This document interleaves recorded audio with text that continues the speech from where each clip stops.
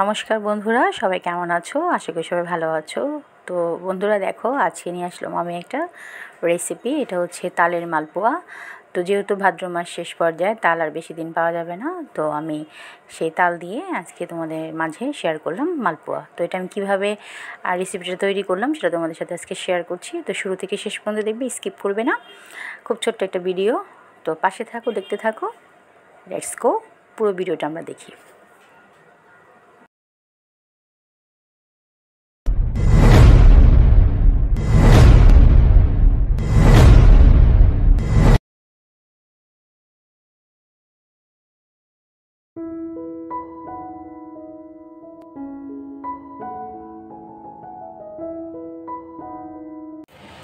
তো ফ্রেন্ডস দেখো, এখানে আমি নিয়েছি 3 থেকে 4 চামচ ময়দা, আর নেব হচ্ছে পরিমাণ মতো সুজি। তোমরা যে যেমন খাও তেমন করেই দেবে। মালপোয়া বানাবো হচ্ছে তোমার এই তাল দিব, তালের রস বের করে রেখেছি, সুজি আর দিলাম। এখন তাল দিব, ব্যাটারটা। মালপোয়া কেমন লাগলো, কেমন হয়েছে অবশ্যই কমেন্ট বক্সে জানাবা। আর আমি তালের এটা দিয়ে দিলাম ব্যাটারটা, আর সাথে দেব পরিমাণ মতো চিনি।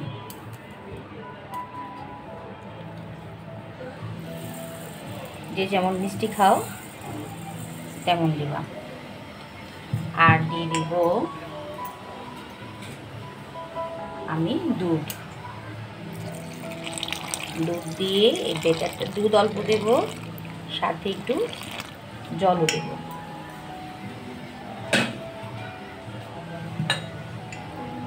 একটু পরিমাণ মতো অল্প অল্প জল দিয়ে, আমার কাছে নারিকেল নাই, নারিকেল কোড়া দিলে একটু টেস্ট হতো। তো ময়দা, সুজি, চিনি আর তালের ক্ষীর যেটা বলে, মানে তালের রস, সেটা ভালো করে এখন এটা ব্লেন্ড করে নেব।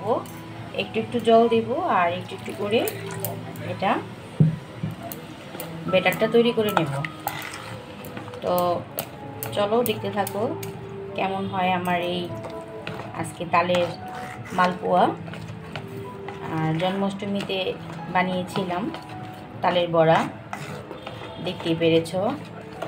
তো যেহেতু আমাদের রাধা অষ্টমী চলে আসছে, রাধা অষ্টমী উপলক্ষে তোমরা তালের মালপোয়া, তালের বড়া, তালের ক্ষীর দিতে পারো। আবার হচ্ছে পরশু দিন হচ্ছে অনুকূল ঠাকুরের তালনবমী, 12ই সেপ্টেম্বর অনুকূল ঠাকুরের তালনবমী। আবার হচ্ছে তোমার কালকে হচ্ছে রাধা অষ্টমী, 11ই সেপ্টেম্বর রাধা অষ্টমী, 12ই সেপ্টেম্বর অনুকূল ঠাকুরের তালনবমী। তো চলো ব্যাটারটা ভালো করে গুলিয়ে নিই। তো ফ্রেন্ডস দেখো, ব্যাটারটা গোলানো হয়ে গেছে মালপোয়ার। এরকম এরকম পাতলা হবে, বেশি পাতলা না বেশি ঘন না, তো মিডিয়াম আকারের হবে।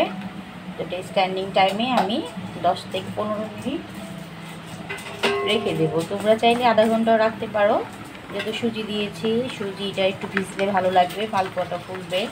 তোমরা চাইলে এখানে বেকিং পাউডার, খাবার সোডা দিতে পারো। আমি এগুলো কিছুই দেবো না, জাস্ট কম উপকরণ দিয়ে এই আজকে তালের মালপোয়াটা তৈরি করব।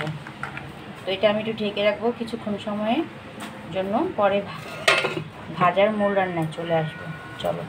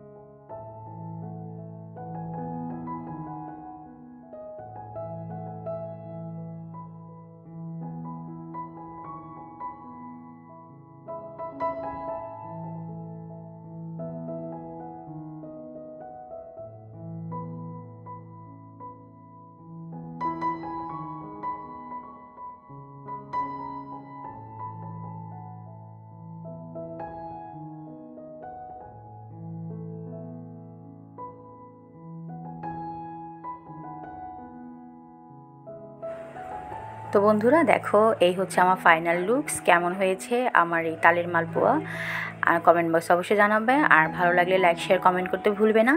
তো খুব সহজেই খুব অল্প উপকরণ দিয়ে আমি তালের মালপোয়াটা তৈরি করেছি, আর আশা করি তোমাদের খুব ভালো লাগবে। তো ভিডিওটা আর বেশি বড় করছি না, এখানেই শেষ করব। তো সবাই ভালো থেকো, সুস্থ থেকো। নেক্সট আবার নতুন ভিডিও, নতুন ব্লগ তোমাদের মাঝে নিয়ে আসছি। ততক্ষণ তোমরা সুস্থ থেকো। Tata, bye bye.